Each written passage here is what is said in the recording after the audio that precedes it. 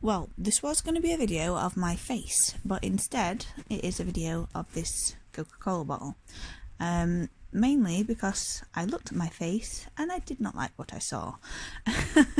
I'm not doing very well with my health at the moment and I am falling to bits. So anyway, I've got an ileostomy, which I know a lot of people out there with ileostomies that struggle with food. They feel like they have to really restrict their diet and they don't get to eat what they want. Things like cabbage, salad, skin on jacket potatoes, skin on meat, corn, popcorn, pretty much anything that is really, really nice that you want to have, you might feel like you can't. But this is my answer. Coca-Cola. Most people, what they do is they wait until after the blockage has happened and then they have the Coca-Cola and they end up in a lot of pain and they're curled up and you know it's pushing it through and it's kind of a last resort. It's one of the things people do before having to go to hospital. Now I can honestly say with my stoma I have lost count of the blockages that I have had, but I would class them as small blockages because of this.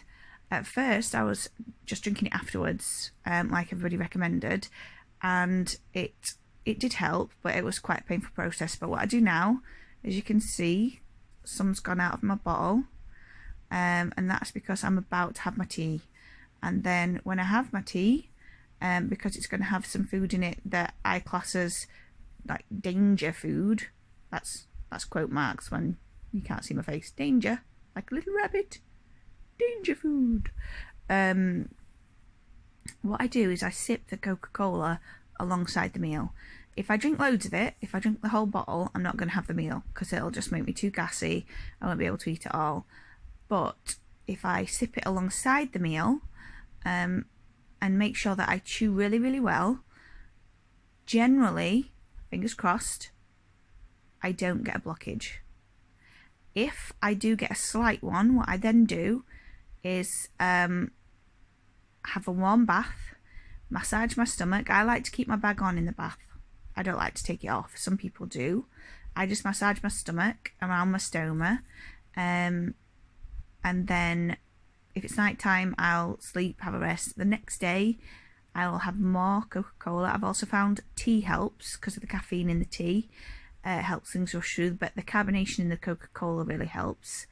And worst case scenario, what I do now, I don't advise this if you have any prolapse issues or you've just had your stoma done or anything. If you have any pain that's severe around your stoma, do not do this.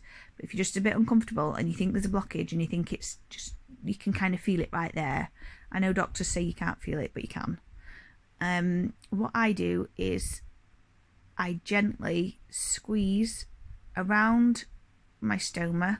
I can either use my fingers or like just gently with my hands around the stoma, massaging it up. Imagine it's a giant spot, and quite often that will just pop out the blockage.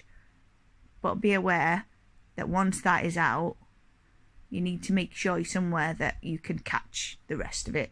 So either do it on the loo or in a shower with the shower running, or if you have to be in bed like I do, I use the big incontinence pads and I put them all around me and just go for it like a Jackson Pollock, and you will feel so much better afterwards. But yeah, Coca-Cola is the sink and plug hole unblocker of the bowel.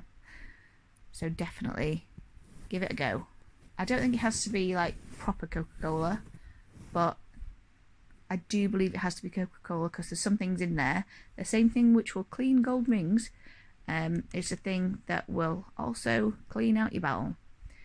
So yeah, that's my tip. Hope it helps. Let me know if you've got any that you think might help me, because I want to be able to have a really, really nice varied diet. And anything that you think will help, I'll give it a go. Bye.